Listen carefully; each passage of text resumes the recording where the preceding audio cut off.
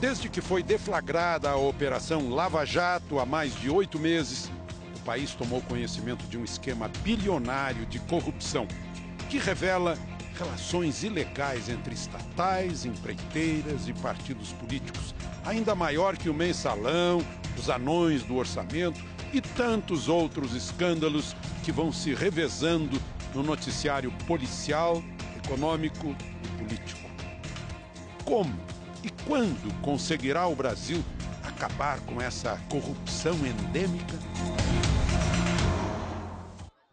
Na tentativa de buscar respostas, aqui no estúdio, o doutor Vladimir Aras, que é mestre em Direito Público, professor da Universidade Federal da Bahia, procurador do Ministério Público Federal, e Gil Castelo Branco, economista, membro da Comissão de Controle dos Gastos Públicos da OAB e fundador da Associação Contas Abertas. Eu gostaria de começar fazendo uma comparação da população carcerária, os condenados pela justiça no Brasil, que estão no presídio. São 574 mil presos, mas só 2.364, menos de 0,5%, foram condenados por corrupção. Há tão poucos corruptos nesse país? Eu creio, Alexandre, que nós temos muitos corruptos e a corrupção endêmica disseminada por todo o país. Mas esses números retratam, na verdade, um problema que nós temos em função de um sistema de investigação burocrático cartorial que foi montado em 1870. No final do século XIX, que é o modelo de investigação baseado no inquérito, que é um modelo burocrático que foi pensado para investigar os crimes do século XIX, os pequenos furtos, os pequenos roubos, o estupro e o homicídio.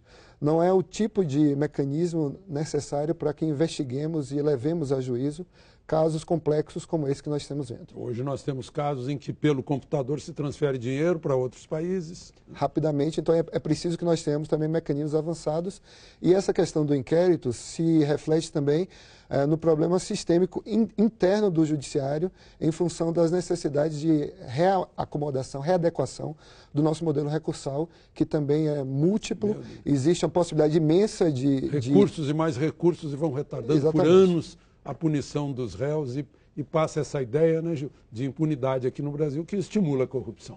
Exatamente, eu acho que é o que realimenta a corrupção permanentemente, é a impunidade. Né?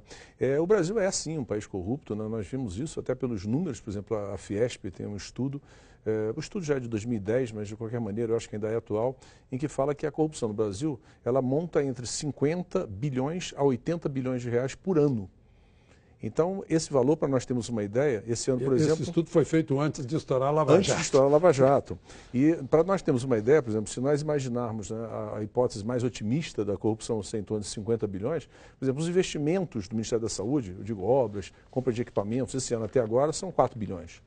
Então, nós temos quase que mais de 10 anos de investimentos na saúde, se a corrupção efetivamente for nesse valor. Saiu agora, um juiz federal tirou o diretor regional dos Correios do Rio de Janeiro, porque recebia propina em cirurgias de próteses. E parece que a prótese é um dos pontos muito sensíveis do sistema de saúde, né? Porque são caríssimos. É verdade. Um joelho custa 80 mil, né? Nós sabemos disso, até porque temos os nossos problemas de joelho, né, Alexandre? Mas, enfim, o indicador é o próprio índice de percepção da corrupção. Vamos ver o último índice, vai sair um outro agora, né? Vai sair um no início de dezembro, agora atual. Mas o último índice está aí. O Brasil está em 72º lugar. Claro, aparece um país nórdico em primeiro lugar, como todos os nórdicos estão lá na frente. É verdade. A cidadania acredita que não há corrupção, porque há uma transparência absoluta, né, doutor? Os países nórdicos, eles encabeçam essa lista e são países, como nós sabemos, têm um grande índice de desenvolvimento humano. E lá no final da lista podemos perceber que estão os países que são normalmente ditaduras ou estados em que há pouca transparência, a imprensa não é livre, em que não há educação, em que as pessoas não são bem educadas.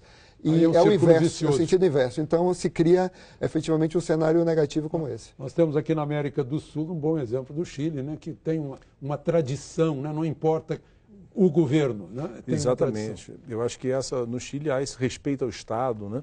O funcionário tem até um certo orgulho de ser funcionário do Estado. E nós vemos que a nota do Brasil, inclusive, porque além de nós termos essa classificação, nós temos também as notas que o país recebe, né? E a nota do Brasil, historicamente, inclusive no primeiro momento, de 1995 a 2011, a nota era de 0 a 10. O Brasil sempre teve uma nota inferior a 5. Nunca passou de ano no que diz respeito à corrupção.